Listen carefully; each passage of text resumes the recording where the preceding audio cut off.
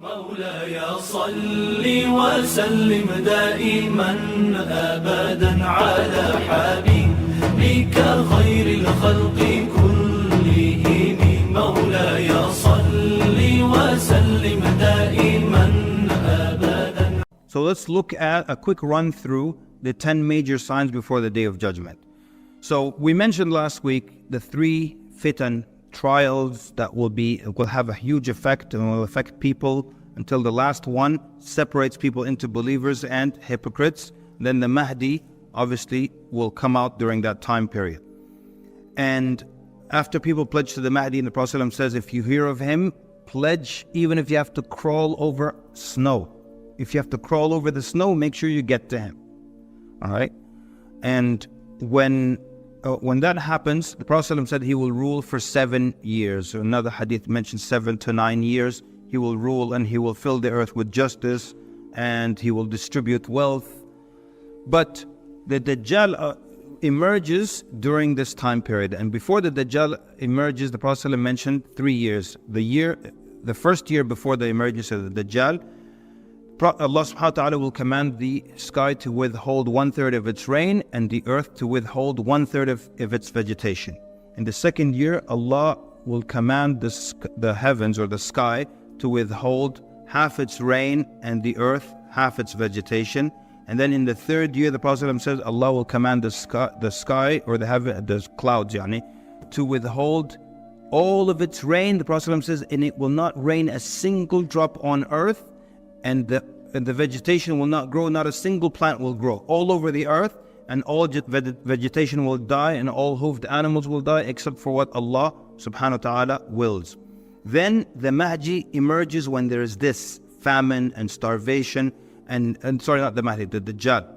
Initially, he tells people he claims to be a prophet, and then he tells people that I am your Lord, the one who created you. And then the Prophet ﷺ describes him a lot, and as we said last week, he even said Ibn Qatan is the one who looks like him. He's got the same figure and everything. He is a human being. He has 2 eyes, not one. He is not a cyclops. Human beings have 2 eyes in their head, and if one of them is non-functional, you say you have 1 eye. It doesn't mean you're a cyclops. Yeah, you've seen that video on YouTube. This Turkish baby was born and has 1 eye henna. And the question is, they put this nasheed in the background and they wrote, is this the Dajjal? It's bad enough for these 2 parents that their baby was born with 1 eye, and now they have to find a video of him on YouTube being accused of being the Dajjal. So the Dajjal has 2 eyes, one of them being bad, and he has curly hair, and he has as white as complexion, and he is towards the shorter end of being of his height, but not. He's like not short, but is not tall either. And then he travels the earth. The Prophet ﷺ said when he first emerges, the first day will be the length of a year. How many hours are in a year? That's how many hours and the length of that day. Some scholars said, because it's a very difficult day, it will seem like a long day, like a year. Others said, no, it will be exactly as long as a year as long. Because the companions, their first question was, how will we pray? And he said, you will estimate it. You pray Fajr, and then after 6 or 7 hours there's Dhuhr. You will wait 6 or 7 hours, then you'll pray Dhuhr, then you'll pray Asr, just like that. Then the second day will be as long as a month. And then the third day will be as long as a week. And then the fourth day will be as long as the rest of your days. And the scholars say it gets shorter because the falsehood by its nature is that it gets weaker. So he's getting weaker and weaker. He will travel the earth in 40 days, and there will not be a village or city except that he will enter that city, except Mecca and Medina. He cannot enter the 2. He cannot enter the city of Mecca and Medina. He can enter the other cities, but he cannot enter al-Masjid al-Aqsa. So he can enter the city, but not al-Masjid al-Aqsa. Then the Prophet ﷺ says he will come to Medina, and he will stand at the top of one of the mountains, and he will point to his followers, and he will say, do you see that palace? Do you see that white palace? That is the Masjid of Ahmad sallallahu alaihi wasallam. It's amazing that when the Prophet ﷺ spoke this, his masjid was brown and earth tone colors. And how would he know that his masjid is going to become white? Look at satellite images of the Masjid al-Nabawi now, and it's white. And from space, it's white. And the Prophet said, he will say, do you see that white palace? That is the Masjid of Ahmad. And because he can't enter Medina, then there will be 3 tremors, and every hypocrite, male or female, will leave Medina and they will join the army of the Dajjal. The Prophet said, if you hear of him, run away. Don't do anything else. Run away. You can't kill him because you already know only Isa alayhi salam can kill him. All right? You can't convince him to change his mind because you took a class on persuasion, mathalan. It's like as useless as trying to convince your qareen, your non-Muslim jinn that's with you the whole time. It's as useless as trying to convince him to become Muslim. And you sit in the room by yourself. Ya akhi ittaqillah. We pray together. It's useless. So what happens? The Prophet said, if you hear of him, run. And as I mentioned last week, people will tie their family members to their home so they don't go and join the Dajjal. The Prophet ﷺ said, a man will hear of the Dajjal and he will be confident in his iman. Like, there's no way I'm going to believe a man is Allah Azza wa Jalla. And he will go there and he'll be convinced and he will follow him. That's why he said, run away. You don't know. Believers will follow, non-believers will follow him, and he will produce things. He will first of all, he will command an area of the earth, yani a land, and every precious gem, metal underground will come up. The Prophet ﷺ said, like a swarm of bees, it will follow him. He will command it to rain, it will rain instantly, vegetation will grow instantly, and the animals will eat from it, and their udders will fill instantly. And so the people of the village will believe in him. Then he'll go to another village, and he'll show them the rivers and the rain and all that, and they will refuse to believe in him. And he will leave them in a more difficult situation, more drought, more famine. Then the Prophet ﷺ said he will come with a river of fire and a river of water at a time when you need water. And he will say, if you believe in me, you can drink from this water. If you don't believe in me, this fire. And the Prophet ﷺ says, his advice to us, he said, close your eyes and drink from the fire. It will be water. It looks like fire. The scholar said, why did he say close your eyes? Because you can't put your face in fire as you're staring at it. Close your eyes so you don't see it and put your face in that. It will be actual cool water. And those are the believers. And then, of course, we're moving quickly. Then he gets aggressive and he's not killing anyone. He is just testing people and the shayateen will assist him. By the way, in the story of the Dajjal, you don't hear about the Illuminati or anything else. Okay? So that they will pave the way. What paved the way? Do you see pave the way in this story? So the shayateen will assist him. So he will tell a person, if I bring your mother and father back to life, will you believe that I'm your Lord? And the man says, if you could do that, I'll believe. And then 2 shayateen, the hadith says, will take the form of his parents. So you will see your mother who died 25 years ago, exactly her, in the flesh and same sound, and she'll say, my son, listen, I've died, I know where I'm from, I've been there. He is your Lord, believe in him, and the person will believe in him. And then then there's the incident of one of the greatest martyrs in the sight of Allah. The Prophet ﷺ describes a young man brimming with youth, and he will come, and the people of the Dajjal will capture him. They say, do you believe that Dajjal is our Lord? He will say, no. So they will take him to the Dajjal, and the Dajjal will say, do you believe that I'm your Lord? He will say, no. So then he will cut him in half. And he will cut him in 2 separate halves and walk between the 2 halves. Then he will call him back to life. So he will come back together and come back to life. And then the hadith describes that he will be smiling. And he will say, now I am even more sure that you are the Dajjal. And the scholars say, how does he know? How is he even more sure? Because he knew the hadith.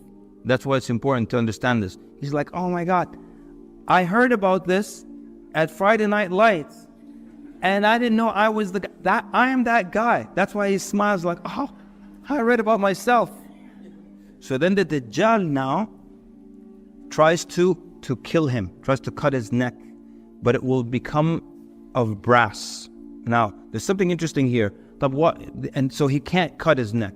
The Dajjal can't cut his neck. This is very embarrassing for him because his believers think he is Allah. Astaghfirullah. He is God who created this guy. Now he can't kill him. Very embarrassing. But what's interesting, I always think about why why is it that his knife just wouldn't work? Why does his neck change to brass? Because that's visible. Everyone can see that his neck changed to an actual metal, and now nothing works. So now this is embarrassing for the Dajjal, so he takes him and throws him into a fire. But the Prophet said he will actually be throwing him into a Jannah, and he will be of the greatest martyrs in the sight of Allah. So now the Dajjal has an army. So the Mahdi, even though he knows he cannot kill the Dajjal, he prepares an army to resist the Dajjal. And that's why I always say there's a lesson in that. The Mahdi knows he can't kill the Dajjal, but he still does his part. You know? So same thing for us. We don't sit and wait for the Mahdi. That's paralyzing. You sit and wait for the Mahdi, he's going to do the work. No, you do your work.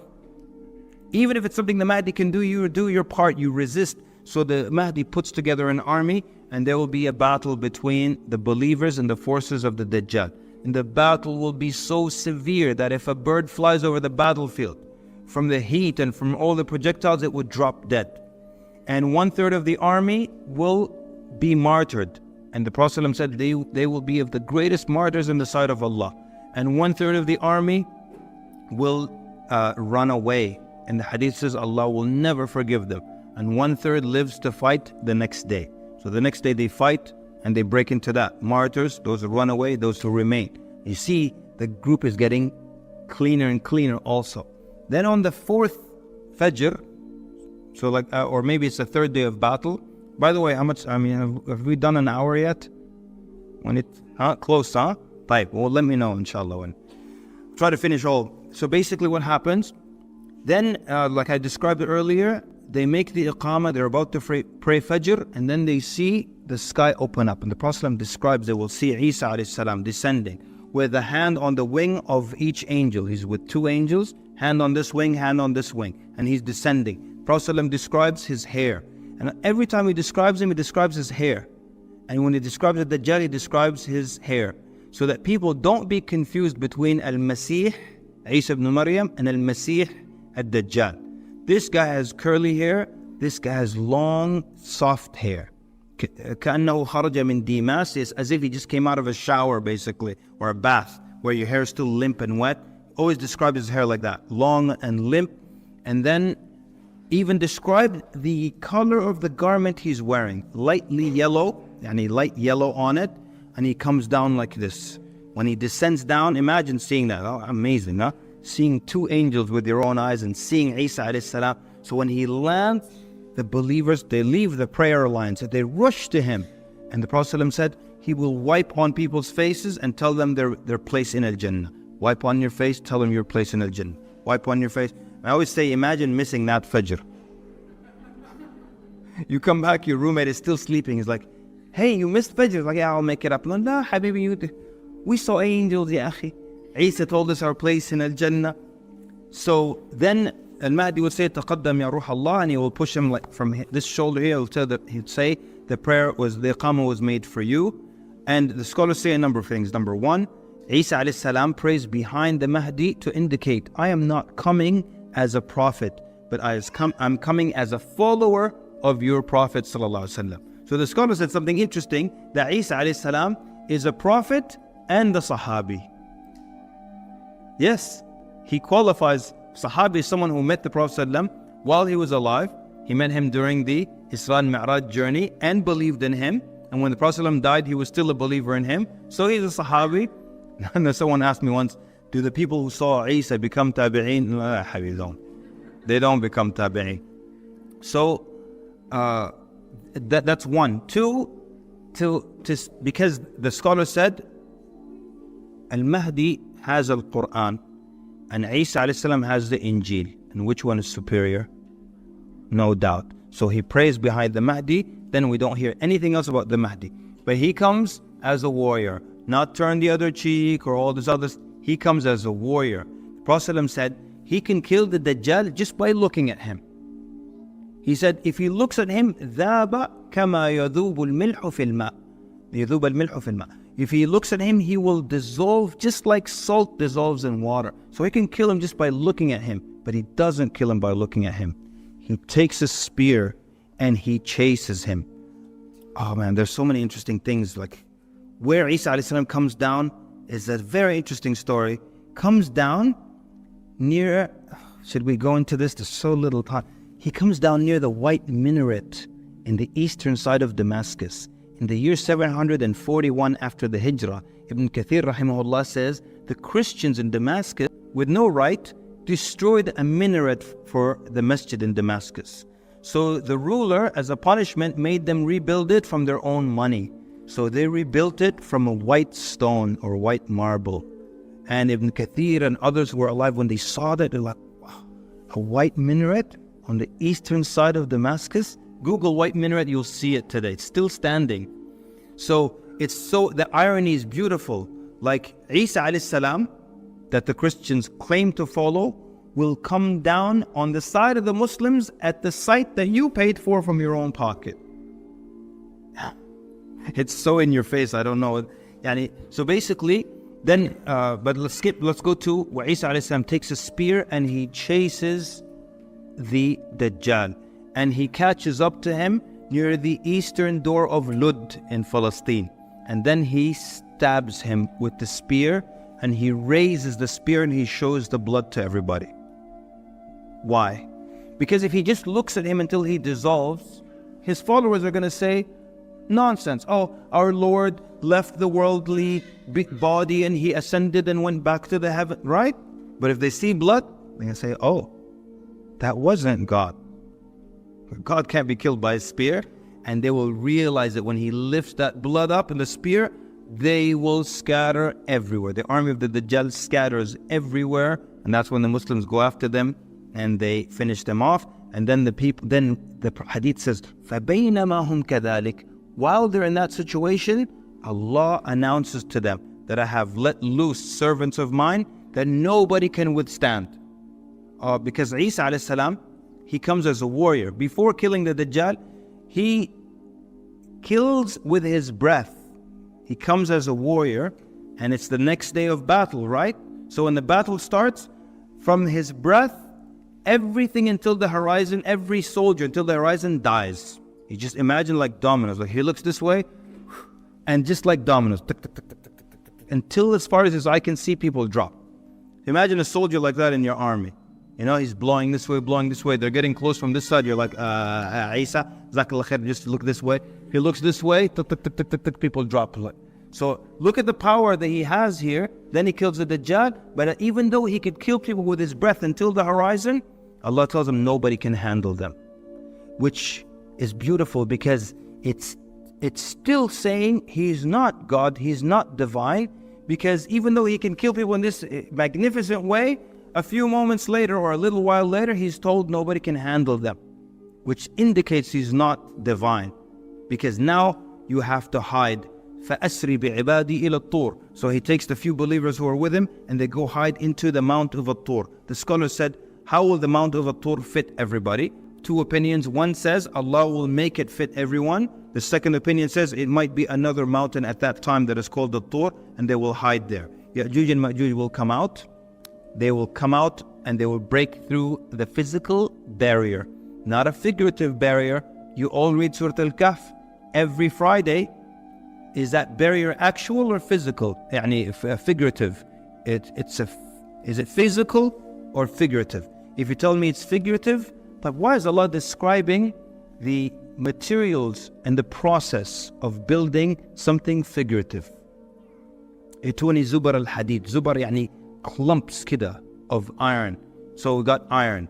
And then ufriq alayhi qitara, which is copper, which people used to mix the two because copper oxidizes, and it saves the iron from rusting. And like, what does copper mean figuratively?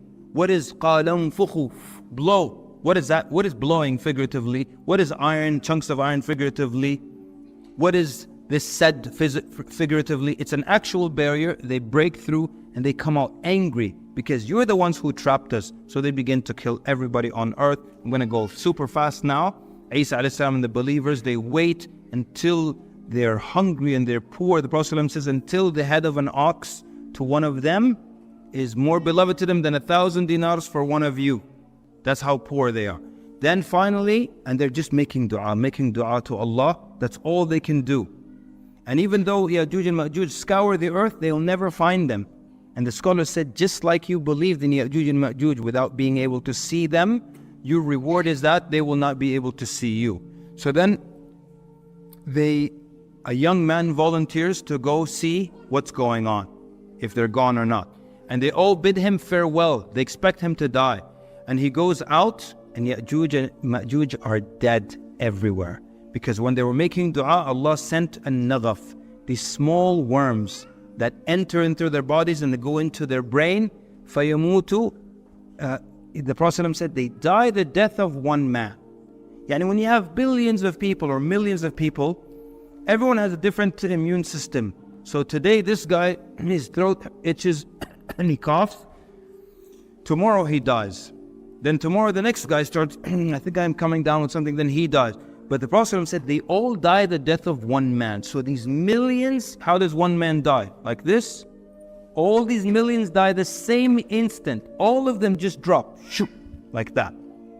So he goes out and finds all the dead bodies. Then he lets Isa and the believers, alayhi salam, and the believers know that they're all dead.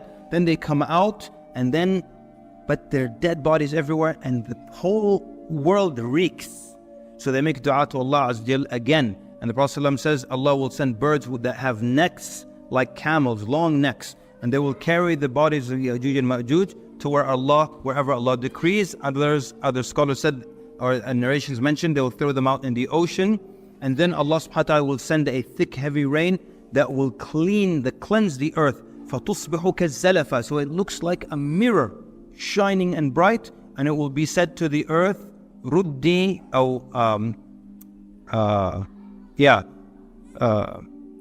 it will be said, return your ثمرتك وردي بركتك. Yani return your fruit and return your original blessings. And the Prophet ﷺ described that a group of men can eat one pomegranate and they can even get shelter under its skin. That one cow will produce enough milk for the entire village and one sheep for the whole family. And this is true peace on earth. There's not a single liar, not a disbeliever. Isa alayhi salam broke the cross symbolically, and he killed the pig symbolically. Some scholars said not a single pig will remain on earth. Finally, you don't have to say, is it put on the same grill as pork? None of that stuff. Okay? Others said symbolically he will kill the pig, and the people will only see true dreams, and a child will put its hand in the burrow of the snake and it will not bite him, and predatory animals will not attack the cows and the sheep. It's just the best time to ever be alive. And the Prophet ﷺ said a sajda will be better than the whole world and everything in it. And you just imagine that. You make sujood, you're not in a rush to get out of it, to run to the market or to do this. Just that's it. Only the best of people are alive. And then Isa alayhi salam remains for a number of years, and he makes hajj and he visits the Prophet ﷺ and he gives him salam, and the Prophet ﷺ responds to salam. Then he is, some scholars said, he will probably get married. We don't know. And it's not acceptable to make dua to be his wife. Scholars actually mention that because people say, can I ask Allah to be the wife of Isa when he returns? They said it's not from the adab of dua to ask, Ya Allah, I want an orange house in al-Jannah. But if you get a purple one, you're like, I don't want it. It's not good adab. So he will be buried. The scholars had this let's call it a theory or an idea for a long time. There's no clear evidence for it, but they believe that he will be buried possibly with the Prophet ﷺ and Abu Bakr and Umar radiallahu anhu, because there's a space for one body there. And they said most likely people will think, let's bury him with the Prophet ﷺ. Allah Azza wa Jalla knows best. And then, so when he dies, the Muslims will pray over him and bury him. Then we've got generations, and we start to see evil come again and wickedness come again, and the shaitan's influence rise up again, and killing and lying and cheating. See, people forget the timeline. There's going to be the timeline, there are generations, and the beast emerges and marks people, and then generations come, and then the smoke, and then so when Islam then disappears and there's no the Qur'an, there's not a mushaf on earth, it will be lifted. All this is very end of times. The Kaaba will be destroyed, very end of times. Prophet ﷺ said, يُخَرِّبُ الْكَعْبَةَ ذُو السُّوَيْقَتَيْنِ مِنَ الْحَبَشَةِ. A man by the name of ذُو السُّوَيْقَتَيْن, by the description of having two bow legs. And the Prophet ﷺ described them with small ears and physically a deformed body, and he will destroy the Kaaba. The Prophet ﷺ says, كَأَنِّي بِهِ. It's as if I'm looking at him right now. يَقْلَعُهَا حَجَرًا حَجَرًا. He's taking it apart, stone by stone, brick by brick. Nobody stops him. Yes, because nobody knows what the Kaaba is. This is very end of times. No one has a clue. So he destroys the Kaaba, nobody stops him. And Allah doesn't stop him, because what's the use of stopping him? Allah stopped Abraha and his elephants, because if they destroyed the Kaaba, they would have threatened its existence. They would have switched it to the one in Yemen. But here, Allah's not going to protect the Kaaba. There's no need for it. Nobody knows what it is. This is very end of time. So sometimes people get confused. That's because they don't pay attention to the timeline. But basically, after that, we got 3 signs so far. The Dajjal, Isa, Yajuj and Majuj. These 3 happen in order. There's no dispute about the order. You saw how they were attached to each other, right? That's why when somebody says Yajuj and Majuj are out, la habib. Unless we're Yajuj and Majuj, they're not out, okay? Then there will be a landslide, no detail here. A landslide in the east, a landslide in the west, and a landslide in the Arabian Peninsula. We all know what a landslide is. Are we talking about a little sinkhole in a neighborhood in Guatemala? No, it's so major that everybody recognizes it, because one of the major signs. So that now we're up to 6. Landslide east, west, Arabian Peninsula, and the first 3. Then the sun rises from the west that we talked about, and the beast that emerges from the earth. And the Prophet said, whichever one comes first, the other one will come right after. Then the smoke. And the smoke is actual physical, thick, heavy smoke that fills everything. The roads, every room, every house, everywhere. And when you inhale this smoke, the believer gets the sniffles. But the disbeliever becomes blackened and he becomes bloated. And so it will label them like that. And then after that is the great fire that gathers all the people to the land of resurrection. So it's a fire that's bringing people. Some scholars say from all around the earth. Others say just from I don't know, maybe like the Middle East, parts of Asia will be pushing people. It's like, imagine it like lava almost. It's traveling with people. Prophet said, تَقِيلُ حَيْثُ قَالُوا. Yani wherever they stop to take a nap, the fire stops moving. When they spend the night, the fire stops moving. When they get up next day and start moving, it moves with them. What if a guy says, I notice when we stop, it stops. I'm not going anywhere. That's what you're thinking of, Kaleem, right? Prophet said, مَنْ تَخَلَّفَ عَنْهَا أَكَلَتْهُ. Whoever stays behind, it eats him up, it consumes him. So you got to keep moving. And then until we get to the horn being blown into, and the Prophet, of course, many hadith describing what happens when the angel blows into the horn. First one, everyone on earth dies. And then the angels, their soul is taken, and then the angel of death, and then Allah subhanahu wa ta'ala is the only one anywhere in the universe. And He says, لِمَنِ الْمُلْكُ الْيَوْمِ. To whom is the dominion today? To whom is the dominion today? And then He answers Himself by Himself subhanahu wa ta'ala, because there's nobody else. لِلَّهِ رَبِّ الْعَالَمِينَ. Then He brings the angel of death back to life, then the angels back to life. ثُمَّ نُفِخَ فِيهِ أُخْرَى فَإِذَا هُمْ قِيَامٌ يَنْظُرُونَ.